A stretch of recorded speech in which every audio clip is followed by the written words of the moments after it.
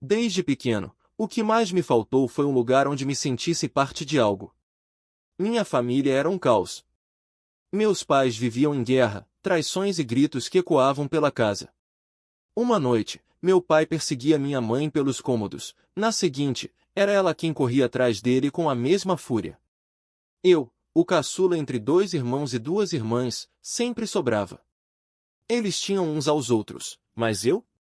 Eu era só o erro que manteve meus pais juntos, como minha mãe não cansava de repetir. Aquela frase, "fui um acidente", cravou-se em mim como uma faca. Com 8 ou 9 anos, um juiz me perguntou com quem eu queria ficar. Não consegui escolher. Não queria magoar nenhum dos dois. Acabei indo morar com minha mãe em Whittier, mas não demorou para eu começar a fugir. Aos 10 anos, já me meti em confusão, pulava cercas, roubava coisas bobas. Minha mãe me mandava de volta para o pai, que tinha se mudado para um bairro chamado Rialto. Lá, a história se repetiu, meu pai nunca estava em casa, e quando aparecia, era com uma mulher diferente a cada semana. Eu aprendi a me virar sozinho, mas a solidão pesava. Queria alguém que me abraçasse, que dissesse que eu importava. Em vez disso, só encontrava portas fechadas. Foi então que conheci um grupo de garotos da rua. Jogávamos basquete, futebol, fazíamos o que qualquer criança faz. Mas nas sextas-feiras, algo mudava. Eles sumiam e voltavam tarde, sempre com histórias que eu não entendia direito. Meu pai, um homem enorme, de quase 170 quilos, não tolerava desobediência. Um cinto bastava para me deixar em silêncio.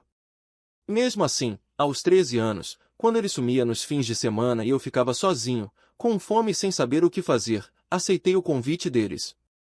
A primeira vez que fui a uma festa com aqueles garotos, algo me chamou a atenção.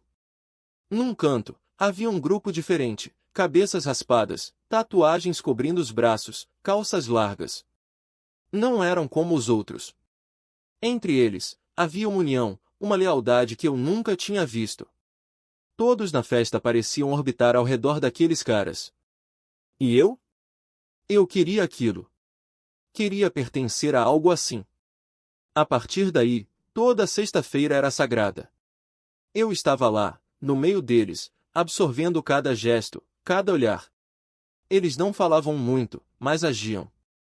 Às vezes, uma briga no quintal, um movimento rápido na esquina. O que me impressionava era como se protegiam. Se um deles se metia em encrenca, os outros apareciam na hora.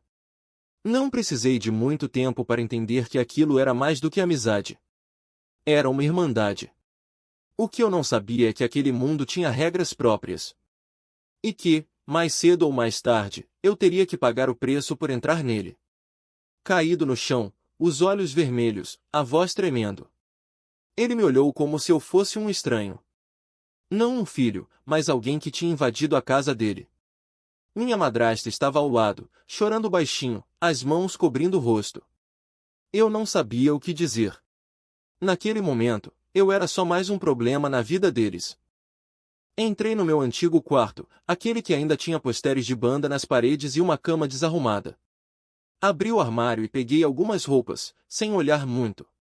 Não queria ver as fotos antigas, os brinquedos esquecidos, as lembranças de uma vida que já não me pertencia. Quando voltei para a sala, meu pai ainda estava no mesmo lugar, mas agora com a cabeça baixa, como se carregasse um peso maior do que eu podia entender. "Você não pode mais ficar aqui", ele disse, sem levantar os olhos. "Não é seguro. Para você, para nós." Eu assenti, mesmo que ele não estivesse olhando. Não havia raiva na voz dele, só cansaço. E isso doía mais do que qualquer grito. Saí pela porta da frente e parei na calçada, respirando fundo. O sol estava forte, mas eu sentia frio. Olhei para trás uma última vez e vi a cortina da sala se mexer. Alguém estava me observando ir embora. Na rua, o mundo continuava o mesmo. Os carros passavam, as pessoas andavam apressadas, ninguém sabia o que eu estava sentindo. Voltei para o bairro, para os caras que me chamavam de irmão. Eles estavam na esquina, fumando, rindo de alguma piada que eu não ouvi. Quando me viram, Um deles jogou o cigarro no chão e veio na minha direção. E aí, mano? Tava onde? Perguntou, batendo no meu ombro. Resolvendo umas coisas, respondi, tentando soar natural. Tá com fome? A gente pegou umas coisas ali no mercado. Balancei a cabeça, concordando. Não era fome de comida, mas de algo que só eles podiam me dar, a sensação de que eu não estava sozinho. Enquanto caminhávamos, um dos mais velhos me passou o braço pelos ombros e disse, baixo, sabe o que é engraçado? A gente nunca te perguntou se você queria isso. Mas agora que você tá aqui, não tem mais volta. Eu sabia. E, na verdade, não queria voltar. Não para a casa vazia, não para o silêncio da família que não me entendia. Ali, pelo menos, eu tinha um propósito. Mesmo que fosse um propósito sujo, violento, perigoso. Mesmo que cada passo me afastasse mais de quem eu poderia ter sido. Os dias seguintes foram uma névoa de adrenalina e medo. Eu me envolvi em mais brigas, carreguei armas, aprendi a olhar por cima do ombro o tempo todo.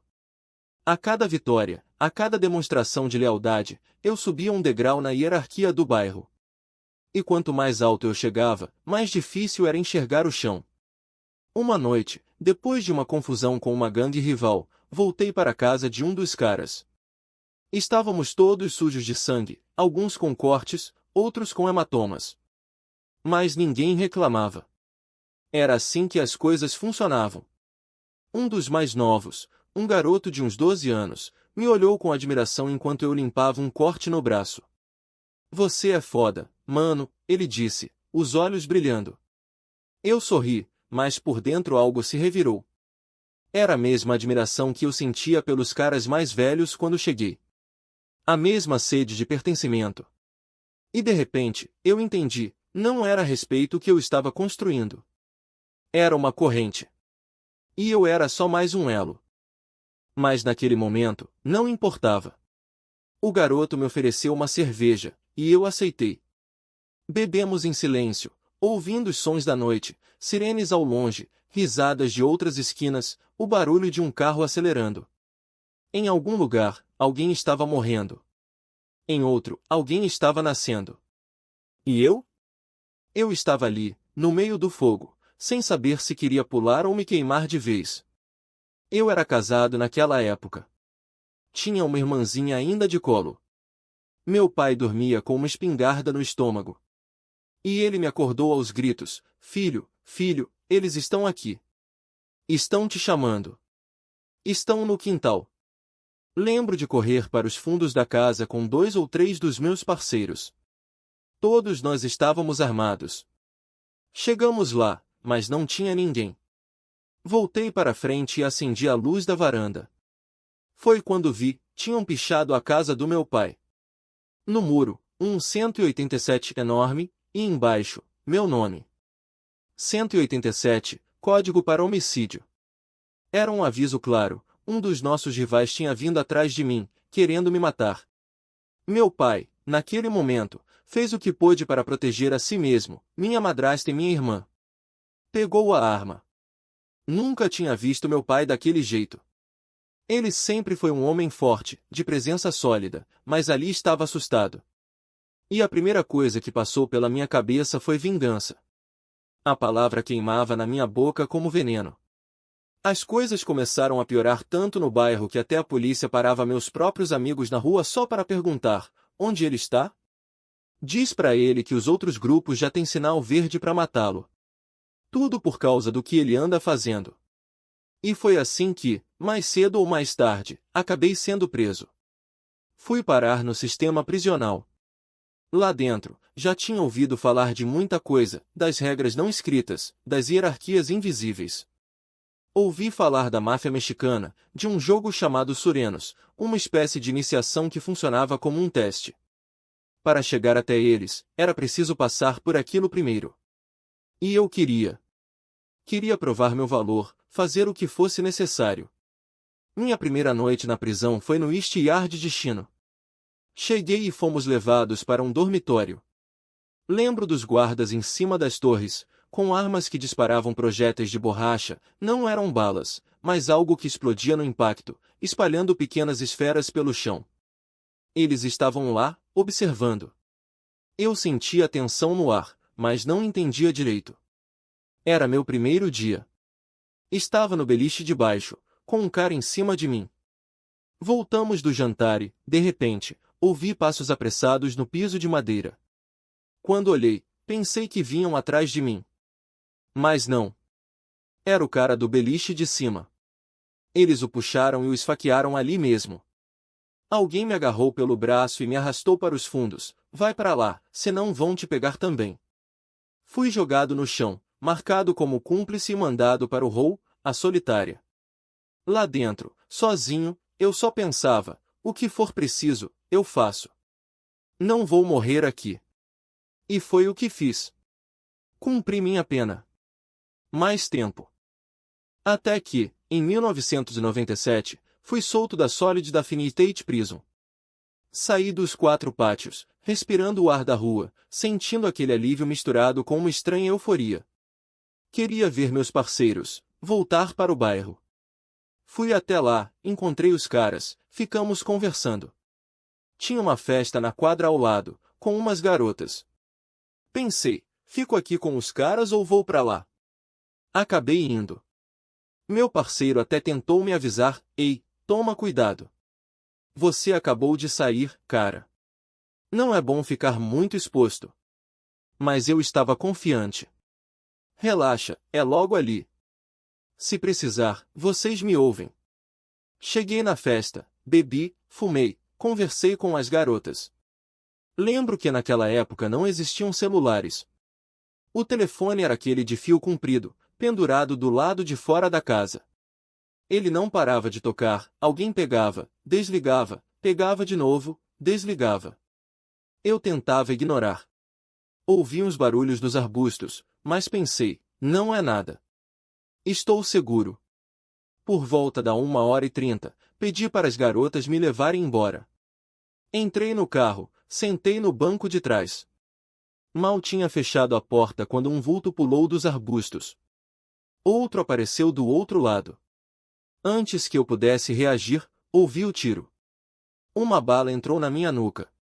A outra acertou o banco do carro. Caí no colo de uma das garotas, sangrando. Elas gritavam, desesperadas.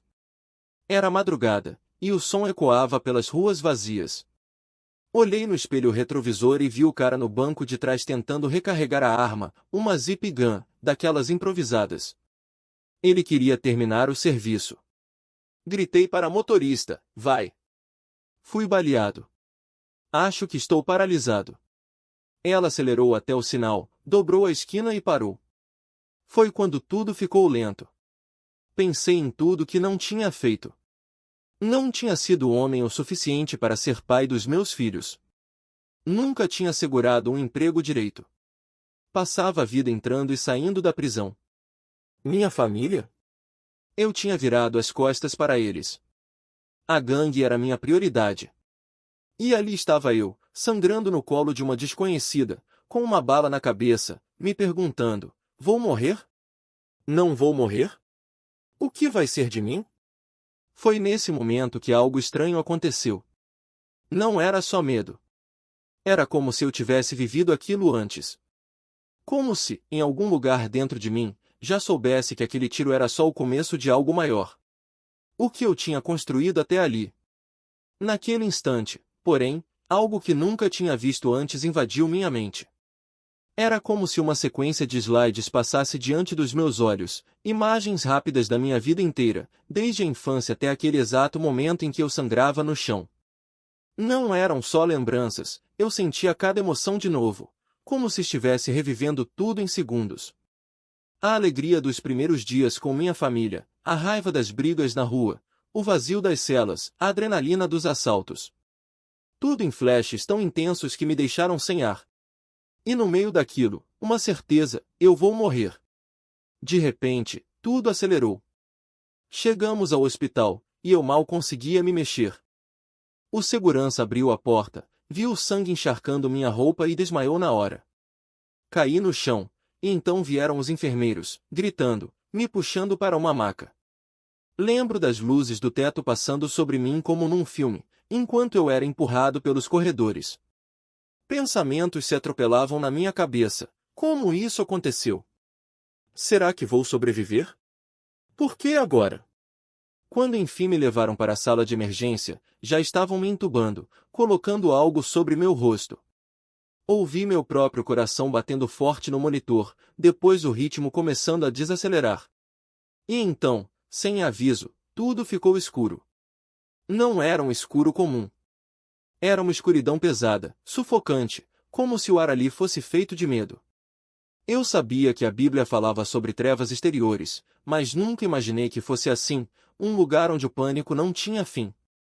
Algo me empurrava para dentro, como se eu não tivesse escolha. Quanto mais eu avançava, mais o medo crescia, até me paralisar. Não era o medo de morrer que eu conhecia, daqueles que a gente enfrenta na rua.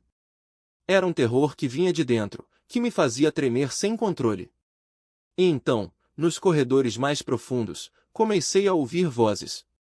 Primeiro, pensei que fossem risos, celebrações, mas logo percebi, eram gritos de socorro. Vozes que, de alguma forma, me soavam familiares, como se eu já as tivesse ouvido antes. Uma delas, mais clara, repetia sem parar: "Me ajuda. Por favor, me ajuda."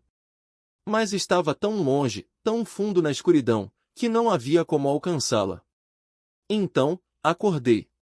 Tinha tubos no nariz, máquinas apitando, e meu corpo começou a convulsionar. Os médicos me seguraram na cama, me amarraram. Naquele momento, eu soube que tinha vivido algo que não conseguia explicar. Minha família nunca foi religiosa, nunca me falaram sobre Deus ou vida após a morte. Eu mesmo sempre rejeitei tudo aquilo. Na prisão, jogava Bíblias fora, zombava dos caras que oravam no pátio. Fracos, eu pensava. Mas havia uns poucos que insistiam, apareciam na minha porta dizendo que Deus tinha um plano para mim. Aquilo me irritava, mas também me deixava inquieto. Se ele tem um plano, por que estou aqui, cheio de drogas, com uma arma na cintura, indo e vindo da cadeia? Eu rebatia. Nunca dei ouvidos. Mas ali, deitado naquela maca, tudo voltou. As palavras dos meus amigos, as vozes que ouvi na escuridão, a sensação de que algo maior do que eu estava acontecendo. E pela primeira vez, sem ninguém me ensinar, sem ter lido uma linha da Bíblia, eu orei. Deus, me perdoa. Por tudo que eu fiz, pelas pessoas que machuquei, pelos erros. Não era um pedido bonito, cheio de palavras certas. Era cru, desesperado. E então, uma semana depois, saí do hospital. Quando cheguei em casa, meu pai estava lá. Um homem grande, forte, que nunca chorava na minha frente. Mas naquele dia, ele caiu de joelhos, os olhos cheios de lágrimas, e me perguntou: "Filho, o que você vai fazer da sua vida? É isso que você quer? Nós ou a gangue?" Eu nunca tinha visto meu pai daquele jeito. Quase me quebrei. Quase corri para abraçá-lo e pedir desculpas por tudo. Lembrei da minha irmã, da vez em que uns caras da rua apontaram uma arma para a cabeça dela na frente da nossa casa. Lembrei das noites em que minha mãe chorava por minha causa. Mas algo dentro de mim ainda resistia. Meu coração estava duro, acostumado a escolher o caminho mais fácil, o da violência, o da lealdade cega. E naquele momento, mesmo com tudo aquilo na minha frente, eu ainda não sabia se seria capaz de mudar. Era o retorno. A sensação de que tudo estava se repetindo, como um ciclo sem fim. Eu já conhecia aquele lugar, as grades, o cheiro de desinfetante misturado com suor, o som das portas de aço batendo. Mas dessa vez era diferente. Não era mais o garoto assustado que entrou pela primeira vez, nem o adolescente rebelde que achava que sabia de tudo. Agora, eu carregava um peso nas costas, o peso de um nome que não era mais só meu, mas de uma estrutura maior, de uma engrenagem que eu mesmo tinha ajudado a alimentar. No começo, foi como se eu tivesse encontrado uma família. Aqueles caras com quem eu jogava cartas, com quem dividia o pouco que tinha, me tratavam como um dos seus. Eles tinham respeito, conexões, poder. E eu, sem perceber, tinha me tornado parte daquilo. Quando assinei meu nome naquele papel, achando que era só um ritual qualquer, não fazia ideia do que significava. Não sabia que estava me comprometendo com algo que ia além das paredes da prisão.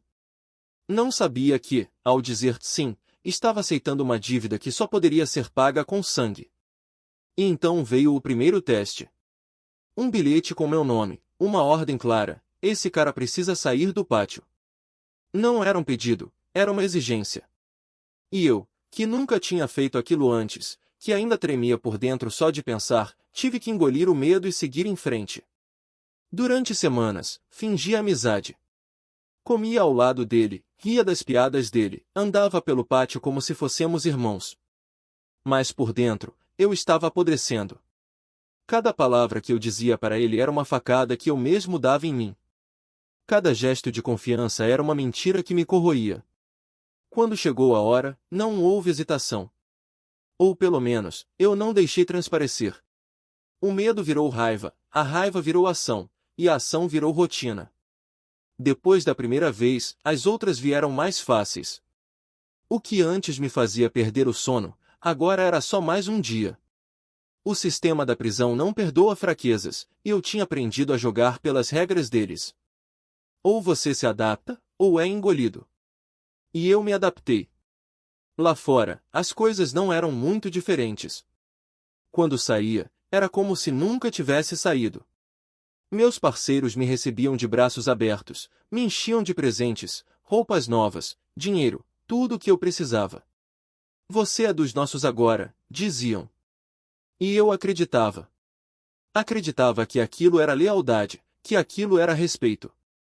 Mas no fundo, eu sabia que era só mais uma corrente me puxando de volta. As ruas eram um jogo perigoso. Eu passava mais tempo dentro do que fora. Uma semana livre, 2 no máximo, e lá estava eu de novo, cercado por policiais, algemado, ouvindo as mesmas ameaças: dessa vez você não sai mais. Eles me queriam fora do caminho, e eu, sem saber direito o que tinha feito, só aceitava o destino. Parole violation, diziam. Um detalhe técnico, uma brecha no sistema.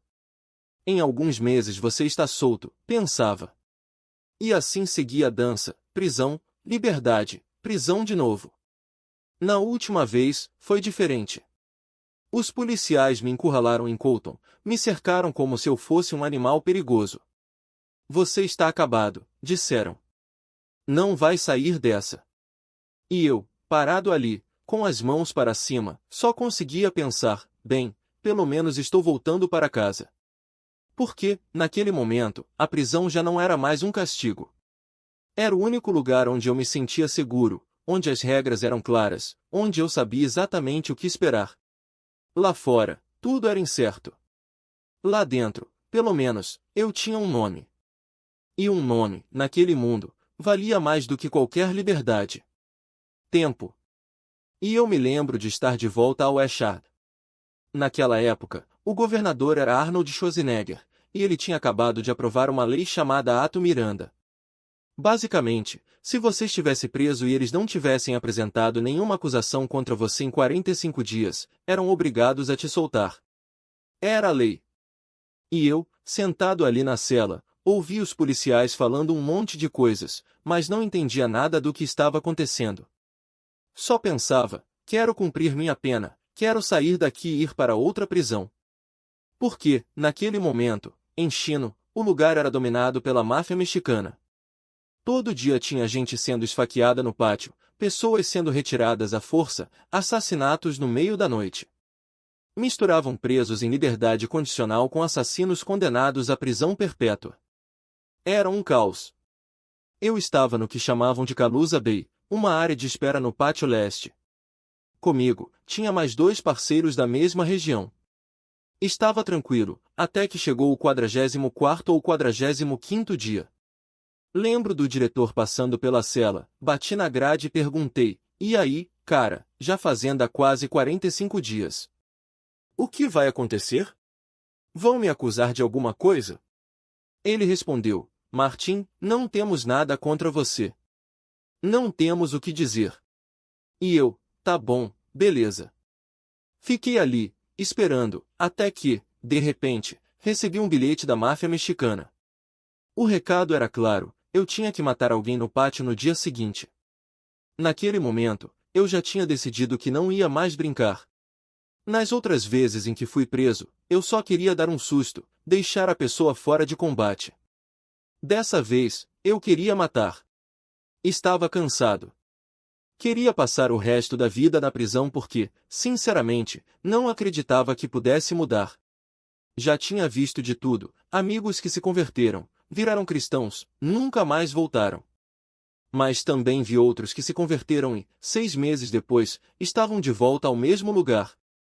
Então, eu me perguntava, será que essa coisa de religião é real? Será que é forte o suficiente para me segurar? Acabei deixando de lado. Quando recebi o bilhete, não hesitei. Tá bom, se é isso que tem que ser feito, eu faço. Mas naquela noite, a porta da cela se abriu. Um oficial de correção, ainda jovem, apareceu e disse: "Você está sendo liberado." Eu não acreditei. Deve ter algum erro, pensei. Afinal, no dia seguinte, eu tinha um trabalho a fazer. Como assim, solto? Ela explicou: "Não há acusações contra você. O prazo venceu. Você vai sair em liberdade condicional." Desci para pegar minhas coisas, ainda em choque. Enquanto vestia roupa de saída, camisa branca, calça bege, sapatos simples, só conseguia pensar: eles vão me pegar. A polícia vai me caçar. E a máfia? O que vão fazer comigo por não ter cumprido a ordem? Mas, sem que eu soubesse, tudo aquilo fazia parte de um plano maior. Um plano que, mais tarde, eu entenderia como divino. Cheguei à rodoviária de Destino e, pela primeira vez em anos, senti o peso da liberdade. Minha mãe e eu tínhamos uma relação complicada, mas ela sempre me acolhia quando eu saía. Nunca me julgou pelo que eu fazia. Respeitava isso. Antes de sair, recebi uma carta dela com o endereço: "Quando sair, venha para cá. Estarei esperando." Peguei o ônibus até Vitier e bati na porta da casa onde ela estava. Uma garota atendeu e, quando perguntei por Priscila, ela me olhou desconfiada: "Quem é você?" "Sou John, filho dela." Ela regalou os olhos: "Tá falando sério?" Expliquei que só queria ver minha mãe, mas ela foi direta: "Não pode ficar aqui." Foi assim que as pessoas me trataram lá fora. Minha mãe apareceu e, mesmo sabendo que eu queria voltar para a rua, me pediu para ficar. "Não posso te impedir, mas amo você. Quero que tome uma decisão melhor." Passamos a noite conversando, e no dia seguinte, ela me levou até o bairro. Antes, porém, fez um pedido: "Vá ver seu oficial de condicional." Só isso. Depois, faça o que quiser. Eu concordei. Fomos até o escritório da condicional. O escritório da condicional estava quase vazio, só meu oficial e mais uma pessoa. Quando entrei, ele abriu minha ficha e me olhou com um jeito que parecia já ter visto tudo antes. "Sabe de uma coisa?" ele disse, com uma voz calma, mas firme. "Eu conheço esse papo de filho. Você não está cansado? Cansado de entrar e sair, entrar e sair." Ele fez uma pausa, como se soubesse exatamente o que vinha pela frente. "Você sabe como é a prisão por dentro. E olha só o que anda fazendo. Coisas que, no fim, só vão te levar para um lugar pior." Ele baixou a voz, quase como um aviso. "Um dia, você vai se ver numa situação em que todo mundo vai virar as costas. E aí, o que vai fazer?" Naquele momento, eu não queria ouvir nada daquilo. Na minha cabeça, era só mais um sermão. Tá, pensei, revirando os olhos por dentro. Mas ele insistiu. "Olha aqui", disse, apontando para a ficha. "Se você estiver mesmo cansado, eu tenho um número de telefone para te dar." Franzi a testa. "Para quê?" perguntei, desconfiado. "É de um lar cristão para homens", ele respondeu. "Um lugar onde você pode ficar." Aquilo me fez rir. "Cara, você tá falando com a pessoa errada. Eu não vou para nenhum lar cristão, não." Ele só balançou a cabeça, como se já esperasse por isso. "Tá bom, mas leva o número. Guarda aí." Peguei o papel e enfiei no bolso, só para ele parar de encher. Depois de assinar a papelada, ele me olhou de novo. E aí, o que você vai fazer? Dei de ombros. Sei lá. Vou sumir, me esconder. Se me pegarem, volto pra cadeia. Ele suspirou, balançando a cabeça de novo. Tá bom. Você fez o check-in, então tem uns 30 dias. Saí dali e entrei no carro que minha mãe tinha pegado emprestado. Ela dirigia em silêncio, enquanto eu olhava pela janela, pensando em como chegar até San Bernardino. Estávamos em Whittier, pegando a rodovia 605 ou a 5, não lembro direito. De repente, do nada, ouvi uma voz clara dentro de mim, porque o salário do pecado é a morte. Nunca tinha ouvido a voz de Deus antes, mas aquilo me atingiu com uma força que não dá para explicar. Foi como se um soco no peito me tirasse o ar. Na mesma hora, lembrei do sonho que tive anos antes, quando levei um tiro na cabeça. Era 1997, e agora estávamos em 2005. Mas a sensação de medo, de estar diante de algo maior do que eu, voltou com tudo. Comecei a chorar no carro, algo que eu não fazia nunca. Minha mãe me olhou assustada. O que foi? Ela perguntou. Não aguento mais, respondi, com a voz tremendo. Se eu voltar pro bairro, vou morrer. Alguém vai me matar. Algo vai acontecer. Olhei para ela, desesperado. Sai da rodovia.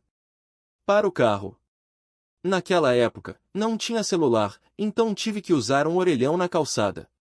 Ela encostou, e eu disquei o número que o oficial tinha me dado. Quando atenderam, eu disse, Oi, aqui é John Paul. Vocês têm vaga? O cara do outro lado fez uma pausa. Olha, estamos lotados, mas para você a gente arruma um lugar. Vem pra cá. Ele me passou o endereço. Cheguei lá sem nada. Literalmente. Tinha só um pouco de talco de bebê, uns barbeadores e um frasco de shampoo. Era tudo que eu possuía. Quando parei em frente ao portão do lar, vi dois caras vindo na minha direção. Ambos com a cabeça raspada, tatuagens cobrindo os braços e o pescoço. Isso aqui é um hospício cristão, pensei, quase dando meia volta. Mas antes que eu pudesse reagir, eles abriram o portão e um deles me abraçou. Eu congelei. Não era de abraçar, não era de demonstrar afeto. Mas ele me apertou e disse, Bem-vindo, irmão. Aqui você tem uma família. Aquelas palavras mexeram comigo. Desde pequeno, o que eu mais queria era isso, pertencer a um lugar, ser parte de algo maior. Só que, até então, eu tinha encontrado isso no lugar errado, nas gangues, na violência. Mas ali, naquele abraço, senti algo diferente. Era genuíno. Era amor de verdade. Os dois me levaram para uma salinha nos fundos, onde tinha uma máquina de lavar e um secador. Você já aceitou Jesus como seu Senhor e Salvador? Um deles perguntou. Balancei a cabeça. Não, nunca fiz isso. Ele sorriu. Não é para fazer só porque a gente tá pedindo. É porque você quer. Eu ainda estava em dúvida, mas algo dentro de mim dizia que era a hora. Então, ali mesmo, entre a lavanderia e o cheiro de sabão em pó, eu fiz a oração do pecador. Olhei ao redor enquanto falava as palavras. O lugar tinha beliches, uma cozinha onde alguém preparava uma panela de miojo. Era igual à prisão. Será que é aqui mesmo que eu vou ficar? Pensei. Terminei a oração, mas não senti nada de diferente. Nenhum raio de luz, nenhum arrepio. Só uma pergunta martelando na minha cabeça: será que isso é real? Será que minha vida vai mesmo mudar? Já tinha visto outros caras se converterem e depois voltarem para o mesmo caminho. Na manhã seguinte, acordei cedo, como fazia na cadeia. Não sabia rezar, não sabia como era aquilo. Mas um dos caras me disse: hoje você vai orar. Não levanta antes de falar com Deus. Eu só assenti. Quando me ajoelhei, as palavras saíram meio atrapalhadas, mas algo aconteceu. Foi como se um peso enorme saísse das minhas costas. Comecei a chorar, soluçar mesmo, com lágrimas escorrendo pelo rosto, pelo nariz, molhando a camisa. E não era só eu. Naquele lugar, tinha uns 40 caras, todos ex-gangster, todos entregando a vida para Deus. E ali estava eu, no meio deles, chorando como uma criança. Enquanto as lágrimas caíam, lembrei de tudo o que tinha feito. Das pessoas que machuquei, da dor que causei à minha família, dos crimes que cometi. Mas então, no meio daquele choro, ouvi uma voz dentro de mim, clara como nunca: você está perdoado. E, pela primeira vez em anos, eu acreditei. Eu nunca abri. Não de verdade.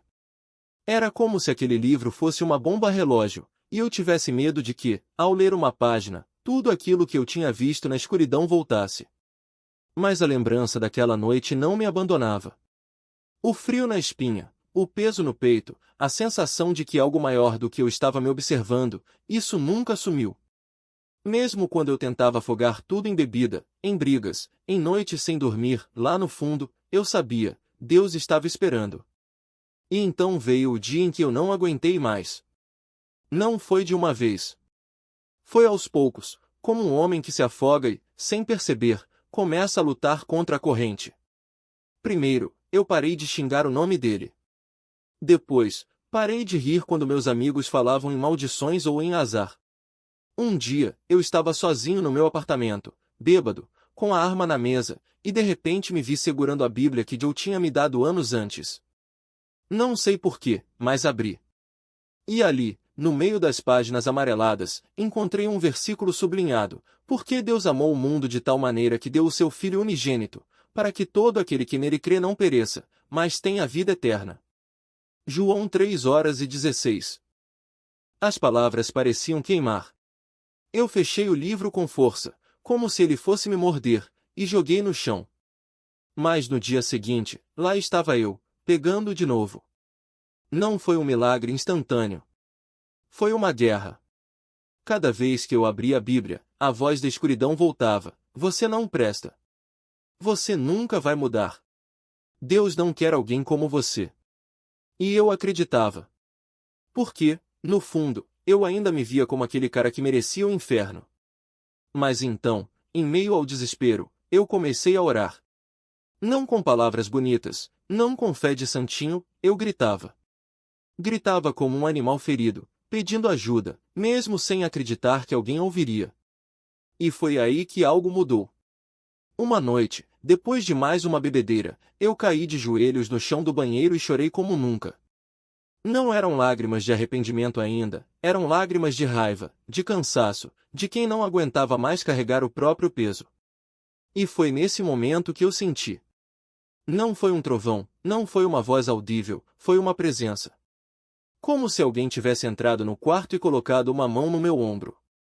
E eu soube, no mesmo instante, que não estava sozinho. Que, apesar de tudo, Deus ainda estava ali. E que ele não tinha desistido de mim. A partir daí, as coisas começaram a mudar. Não foi da noite para o dia. Eu ainda caía, ainda voltava aos velhos hábitos, ainda duvidava. Mas agora havia algo novo, uma esperança teimosa, como uma semente que brota no concreto. E quando finalmente entrei naquele abrigo de homens, quando chorei na frente de todos aqueles ex-gangster, quando ouvi aquela voz dizendo: você está perdoado, eu entendi. Não era sobre ser bom o suficiente. Não era sobre merecer. Era sobre aceitar que, mesmo no meu pior, Deus ainda me via. E que Ele tinha um plano, não porque eu fosse especial, mas porque Ele é assim, um Deus que escolhe os quebrados para mostrar que o seu poder se aperfeiçoa na fraqueza. E hoje, quando subo num púlpito ou quando converso com alguém que está no fundo do poço, eu lembro daquela escuridão. Não para me assombrar, mas para lembrar que, se Deus pôde me alcançar ali, Ele pode alcançar qualquer um. Porque a graça não é para quem tem tudo certo. A graça é para quem não tem mais nada. E é por isso que eu continuo contando essa história. Porque, no fim das contas, não é sobre mim. É sobre um Deus que não desiste. Nunca. Eu sabia que aquilo não ia me proteger, porque, no fundo, eu achava que estavam fazendo aquelas coisas. Mas havia algo dentro de mim que eu não conseguia explicar, uma certeza que eu nunca tinha experimentado antes.